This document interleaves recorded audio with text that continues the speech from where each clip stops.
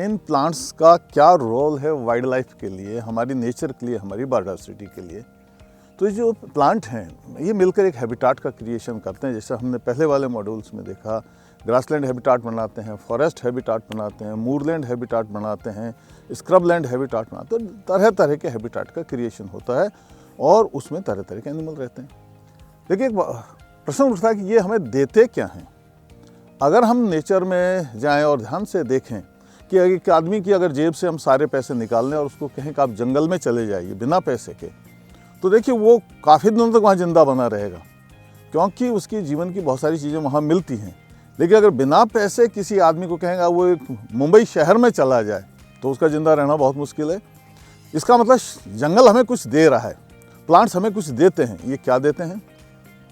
ये मुख्य रूप से जो दे रहे हैं उनको हम कहते हैं इकोलॉजिकल सर्विसेज। जो इकोसिस्टम बना रहे हैं पौधे, तो वो सिस्टम हमको कुछ दे रहा है। तो दो मेन चीज़ें दे रहा है, एक तो दे रहा है सर्विस और एक देता है मटेरियल। मटेरियल में देखिए क्या क्या दे रहा है हमें एक प्लांट्स से बना हुआ इकोसिस्टम हमें फॉडर देता है जो हमारे पशु चरते हैं, हमें टिम्बर देता है जिससे हमारे कितने ही फर्नीचर और बहुत दूसरी चीज़ें बनती हैं, हमें गोंद देता है, हमें शहद हनी देता है, आपका वैक्स देता है, हमें बहुत सारे वाइल्ड फ्रूट देता है, वाइल्ड वेजिटेबल्स देता है, बहुत सारी मेडिसिन देता है, बहुत सारे ट्यूबर्स देता है, बहुत सारे फाइबर्स देता है। तो आप देखिए हमें ह्यूमस देता है। ये ह्यूमस हमारी डाउन स्ट्रीम की जो खेती है उस खेती में हम उसको उपजाऊ बनाता है। तो आप देखिए कितनी चीज़ें आ रही हैं इससे, जंगल से मैन्युफैक्चर होके आ रही हैं। ये प्रोडक्ट हैं जिसको हम फिजिकली देख सकते हैं, महसूस कर सकते हैं, एक जगह से दूसरी जगह ट्रांसफ़र कर सकते हैं। इसी से तो हमारी इकोनॉमी स्टार्ट होती है। और प्लांट्स से ये जो प्रोडक्ट आ रहा है, ये मटेरियल जो आ रहा है, ये मटेरियल फ्री ऑफ कॉस्ट आ रहा है। और इससे ज़्यादा इम्पॉर्टेंट चीज़ जो आ रही है हमारे इस इकोसिस्टम से, वो है सर्विसेज। क्योंकि उस इकोसिस्टम में प्लांट्स के साथ साथ एनिमल भी रह रहे हैं। तो आप देखिए पॉलिनेटर्स जो एक फूल से दूसरे फूल तक जब जाएंगे तो हमारी वेजिटेबल्स और हमारे फ्रूट्स तैयार होंगे। तो देखिए अब पॉलिनेशन एक सर्विस है। बहुत सारे सीड डिस्पर्सल करने वाले एजेंट हैं जो एक जगह से दूसरी जगह सीड्स को ले जाएंगे। जब सीड दूसरी जगह जाएंगे, दूसरी जगह फैलेंगे, तो नए फॉरेस्ट उगेंगे। नए फॉरेस्ट उगेंगे तो हमें हमारा ऑक्सीजन का सोर्स सुरक्षित रहेगा। तो हमारे सीड डिस्पर्सल करने वाली एजेंसी भी इन पेड़ पौधों से बने हुए हैबिटाट में है। तो ये फिर एक इकोलॉजिकल सर्विस है।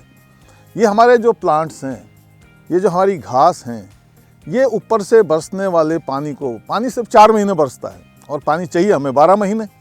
तो 8 महीने जब गर्मी और सर्दी में पानी नहीं बरसेगा, उस समय पानी कहाँ से आएगा? उस समय का स्टोर चाहिए हमें, और वो स्टोर ये पौधे करते हैं। इनकी जो जड़ें हैं, इनके ये एक ऑब्स्टेकल बनाती हैं नेचर में। और जब 4 महीने वर्षा में पानी आएगा, उस पानी को ये रोकती हैं, स्टे करती हैं। एक स्पीड, जिस तरह सड़कों पर हम स्पीड ब्रेकर बनाते हैं, उस तरह ये बहते हुए पानी का आगे स्पीड ब्रेकर का काम करती हैं और पानी रुक रुक कर आगे बढ़ता है। इससे पानी जल्दबाजी नहीं करता, जल्दबाजी से नदी की तरफ नहीं दौड़ता, बल्कि पानी ज़मीन के नीचे घुसने की कोशिश करता है। तो देखिए ये भी एक इकोलॉजिकल सर्विस है। और यही जमा पानी नदियों में फ्लो के रूप में, झरनों के रूप में, बेस फ्लो के रूप में हमें जगह जगह नदी नालों में मिलता है। यही पानी न केवल मनुष्यों की खेती की ज़रूरतों को पूरा करता है जो वर्षा नहीं होती है, हमारी ड्रिंकिंग नीड को पूरा करता है, इंडस्ट्रियल नीड को पूरा करता है, और जंगलों में रहने वाले कितने ही पशु पक्षियों का पीने पानी की व्यवस्था भी वहीं होती है। तो ये एक अद्भुत चीज़ है पेड़ पौधों से मिलने वाली हमें। और ये जो पेड़ पौधे हैं, ये इससे और आगे हम अगर एक एक वाइल्ड लाइफ के ग्रुप के साथ हम इसको लिंक करके देखें तो हमें पाएंगे कि बहुत सारी चीज़ें देते हैं। अगर हमारे ग्रासलैंड देखिए, इनकी क्या यूटिलिटी है, कितने ही ग्रासेज हमारे ग्रासलैंड में हैं। अगर राजस्थान के ग्रासलैंड में आप देखें तो बहुत सारी बहुत अच्छी किस्म की घासें हैं। डाइकेंथियम एनुलेटम, जिसको करड़ कहते हैं, वो घास है। हमारे सेवन घास, लेजुरस इंडिकस, बड़ी फेमस घास, जो कि सिर्फ 10 सेंटीमीटर वर्षा में भी 1 मीटर और इससे ऊपर चली जाती है, जो कि हमारे वेस्टर्न राजस्थान के ग्रासलैंड बनाती है। इसी तरह हमें सेहिमा नरोसम, जिसको सेरण घास कहते हैं। तो ऐसी बहुत सारी अच्छी किस्म की घास है। मखड़ा घास है, दूब घास है, धामन घास बड़ी प्रसिद्ध है हमारी लाइट सॉइल की, सफ़ेद धामन और काली धामन, सेंक्रा सिलियरिस, सेंक्रा सेटिजरिस। तो ये जो सारी घासें हैं ये फॉडर का बैंक है। ये हमारे पशुओं को फॉडर देते हैं, हमारे वाइल्ड एनिमल्स को फॉडर देते हैं। आपका जितना भी ग्रेजियर्स हैं उन सबको ये फॉडर देती हैं। आपका जितने डियर हैं, बहुत सारे एंटीलॉप हैं, हमारे खरगोश हैं, हमारे चूहे, इन सब को जो फॉडर के रूप में खाना चाहिए वो यहाँ से मिलता है। इस तरह हमारे जो ट्रीज और हमारी स्क्रब्स हैं, हमारी झाड़ियाँ हैं, इनकी पत्तियों को, कोमल टहनियों का ब्राउजिंग करते हैं बहुत सारे एनिमल। आपका नीलगाय, चौसिंगा, चिंकारा, ब्लैक बक, ये सब जो ब्राउजर्स हैं ये उनकी टहनियों को खाते हैं। इन हमारे पौधों के जो फ्रूट्स हैं, इन फ्रूट्स पे बहुत बड़ी संख्या में एनिमल डिपेंड करते हैं। कितने ही जो फ्रूगीवोरस एनिमल्स हैं, आपका स्लॉथ बियर से ले लीजिए, और फिर आपका कितने फ्रूगीवोरस बर्ड्स हैं वो सब इन पे डिपेंड करते हैं। चिंकारा, चौसिंगा, इनके जब फ्रूट नीचे गिर जाते हैं उनको ही खाते हैं। भालू ऊपर चढ़ के फ्रूट्स को खाएगा। जो प्राइमेट है, लंगूर और बंदर, आपका मंकी, ये सब ऊपर चढ़ के फ्रूट्स को खाते हैं। स्क्वायरल, फ्लाइंग स्क्वायरल, ये सब इनको फ्रूट को खाते। तो ये जो फ्रूट के रूप में प्रोडक्ट मिल रहा है ये हमारे वाइल्ड एनिमल के जीवन के लिए बहुत उपयोगी। इससे जो फ्लावर्स हैं, फ्लावर में जो मीठा नेक्टर है, बहुत सारी तितलियों के लिए, बहुत सारे मॉथ्स के लिए, बहुत सारे दूसरे इंसेक्ट्स के लिए, बहुत सारे बर्ड्स के लिए ये जो नेक्टर है, मीठा नेक्टर, शुगरी नेक्टर, ये ज़रूरी है। हमारे जितने भी बीज हैं, आपका हनी बीज है, आपका बम्बल बीज हैं, स्टिंगलेस बीज हैं, उन सब के लिए, मॉथ्स के लिए, सब के लिए ये एक बहुत उपयोगी एक फूड मटेरियल है। तो इस तरह आप देखिए हमारे जो मटेरियल है वो फूड की जो ज़रूरत है मटेरियल के रूप में, चाहे ह्यूमन सोसाइटी हो, चाहे हमारे डोमेस्टिक एनिमल हों, चाहे हमारे वाइल्ड एनिमल हों, सब के लिए इन पौधों की बहुत ज़रूरत है। तो अगर ये नेचर का ये एक जो एक क्रिएशन है पौधों के रूप में, ये नहीं बचता है तो ना हम बच पाएंगे, ना हमारे कैटल बच पाएंगे, ना हमारे वाइल्ड एनिमल बच पाएंगे, क्योंकि ये फूड सोर्स प्राइमरी जो हमारे जो फूड चेन में जो जहाँ से फूड का प्रोडक्शन हो रहा है, ये वो प्राइमरी सेक्टर है, वो बेसल एक जोन है जहाँ से फूड मैन्युफैक्चर हो रहा है। और ये फूड हरे पौधों के रूप में बनता हुआ, इस पर डिपेंड करने वाले ऊपर जितने भी हैं शाकाहारी हर्बीवोरस, उनका जीवन बनता है। और उन शाकाहारियों को खाकर मांसाहारियों का भोजन भी इनके एक तरह से हमारे शाकाहारी जानवर हैं उनके थ्रू ही मांसाहारी प्राणियों तक भोजन पहुंच रहा है। तो ये जो फूड चेन का जो जुड़ाव है, इसके बेस में कहीं कहीं पेड़ पौधे खड़े हैं, क्योंकि जो हमारी किचन है वो पेड़ पौधों के पास है। इसलिए इस किचन को हम डिस्ट्रॉय नहीं कर सकते, इस किचन को बचाए रखना है। और ये किचन हम हमारे खेत के रूप में हमारे पास है, हमारे फॉरेस्ट के रूप में ये किचन हमारे पास हैं, हमारे ग्रासलैंड के रूप में ये हमारे पास किचन है। तो हम हमारे जो घर की किचन है, हमारे चार दीवारी के जो अंदर जो किचन है, वो तभी सुरक्षित है जब ये फील्ड में फैली हुई, नेचर में ये फील्ड में फैली हुई ये जो किचन है, जो हरे पेड़ों से बने, ये बची रहें। और यही किचन पेड़ समुद्रों और हमारे वाटर बॉडीज में भी है, क्योंकि वहाँ बहुत सारी फॉर्म है एक्वेटिक प्लांट्स की। पानी के अंदर रहने वाले पौधे सबमर्ज प्लांट्स, पानी में तैरने वाले floating plants, fix floating plants, amphibious plant, तो तरह तरह के पौधे वहाँ भी हैं। और वहाँ भी एक बड़ा फूड सोर्स ये क्रिएट करते हैं। और कितने ही माइग्रेटरी बर्ड हैं, हम कहते हैं नेटिव बर्ड हैं, उनकी फूड रिक्वायरमेंट भी पूरी होती है। सारे हमारे जो पक्षी हैं वो मछलियाँ नहीं खाते हैं। बहुत बड़ी संख्या में ऐसे पक्षी हैं जो वेजिटेरियन फूड को प्रेफर करते हैं। कुछ ऐसे हैं जो वेजिटेरियन फूड भी लेते हैं और मछलियों को भी खाते हैं, मेंढक को भी खाते हैं। तो इस तरह जो एक्वेटिक इकोसिस्टम है वो भी हमारे एक फूड का बहुत बड़ा सोर्स है, उसका भी प्रोटेक्शन चाहिए। और ये जो सिस्टम है ग्रीन प्लांट्स का, ये हमारी ऑक्सीजन की मांग को पूरा करता है। ऑक्सीजन का जो सप्लाई है, मैन्युफैक्चरिंग है, वो यहीं से पूरा हो रहा है, क्योंकि इनके पास एक अद्भुत एबिलिटी है। इनके पास हरे रंग का क्लोरोप्लास्ट है।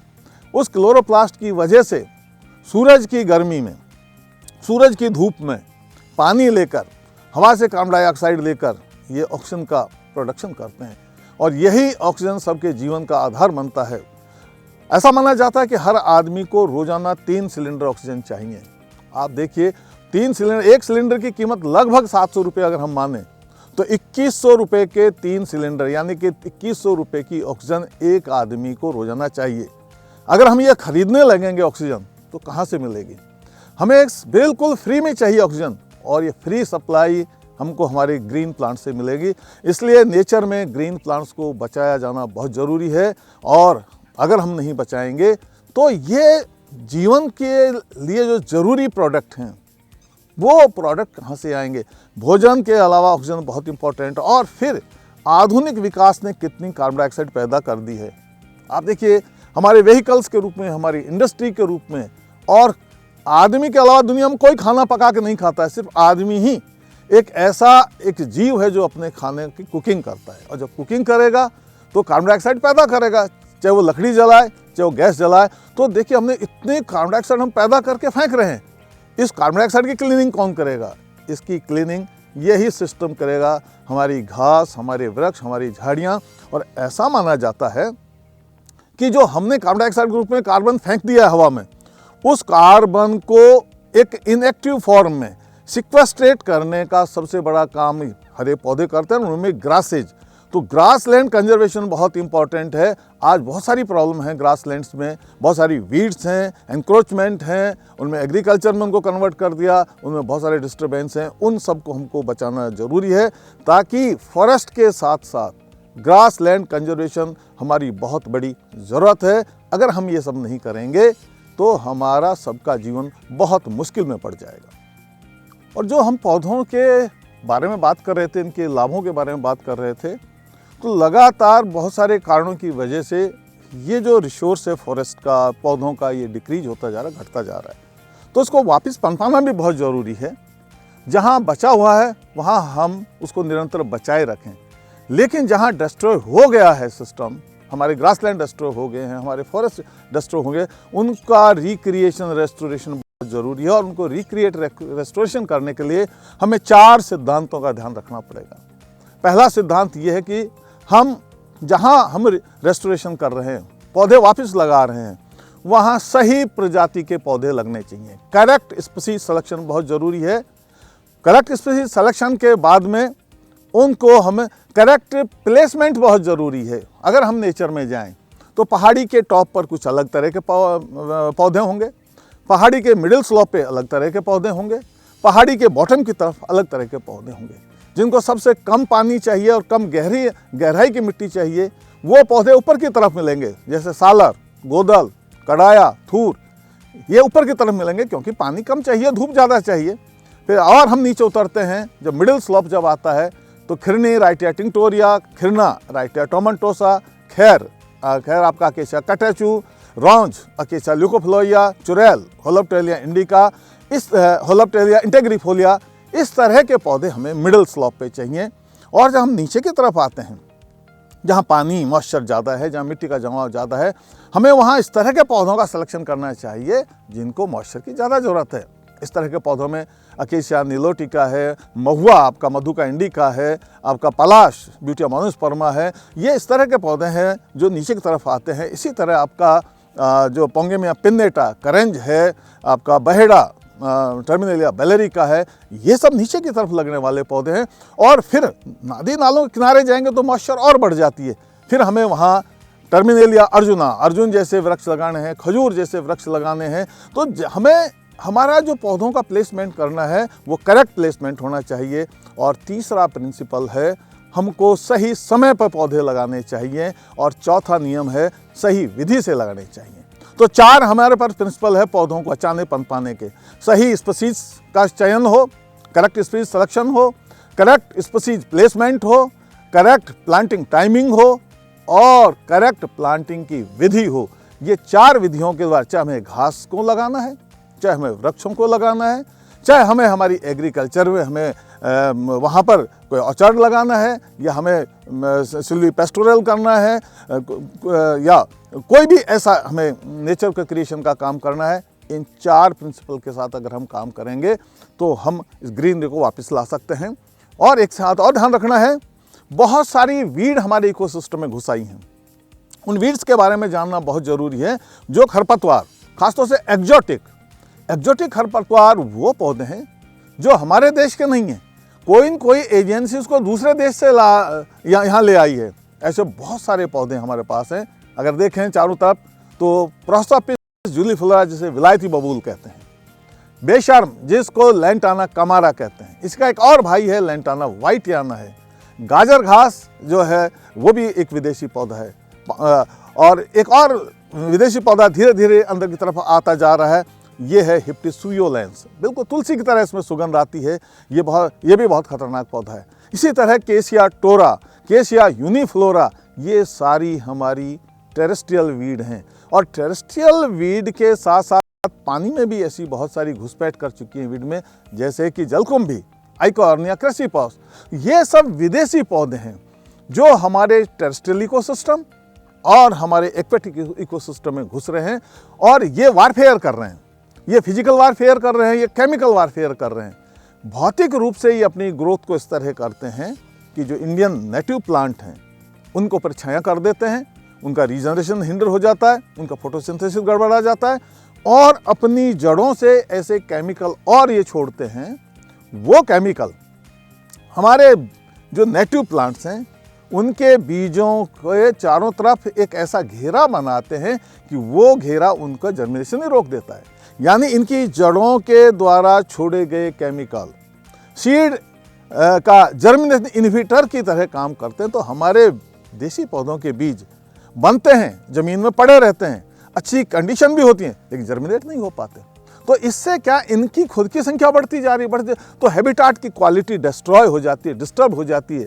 हैबिटाट की क्वालिटी जब डिस्टर्ब या डिग्रेड हो जाती है, गड़बड़ हो जाती है, तो हमारे जो एनिमल इनमें रह रहे हैं उनके रिक्वायरमेंट पूरे नहीं होंगे। क्योंकि जैसा मैंने शुरू में कहा था, हमारा इकोसिस्टम हमें दो चीज़ दे रहा है मुख्य रूप से, तरह तरह के मटेरियल, तरह तरह के सर्विस। अगर हैबिटाट की क्वालिटी बिगड़ जाएगी, इस तरह के एक्जोटिक प्लांट, विदेशी प्लांट अगर इसमें घुस जाएंगे, तो हमारे इकोसिस्टम से जो मिलने वाले प्रोडक्ट हैं और सर्विसेज हैं, जो मनुष्यों को भी मिल रही हैं, हमारे पशुओं को, पालतू पशुओं को मिल रही हैं, हमारे जंगली पशुओं को, जंगली पक्षियों को, रेप्टाइल्स को, इन सब को मिल रही हैं, वो सर्विसेज और मटेरियल नहीं मिल पाएंगी, और उन सब का सर्वाइवल की एक समस्या हो जाएगी, और हमारा जीवन स्तर भी घटेगा, साथ ही हमारी जो इकोनॉमी है वो भी कमज़ोर हो जाएगी। इसलिए हमारे जो ये संसाधन हैं, प्राकृतिक संसाधन हैं, इनकी गुणवत्ता, इनकी क्वालिटी हमेशा अच्छी रहनी चाहिए। और इसमें को जब ही हम सुधार सकते हैं जब हमको पौधों का ज्ञान हो, पौधों की सही पहचान हो, पौधों के सही रिक्वायरमेंट का पता हो, तभी हम इसको सुधार सकते हैं, अपना कंट्रीब्यूशन दे सकते हैं, तभी नेचर सुरक्षित रहेगी। धन्यवाद।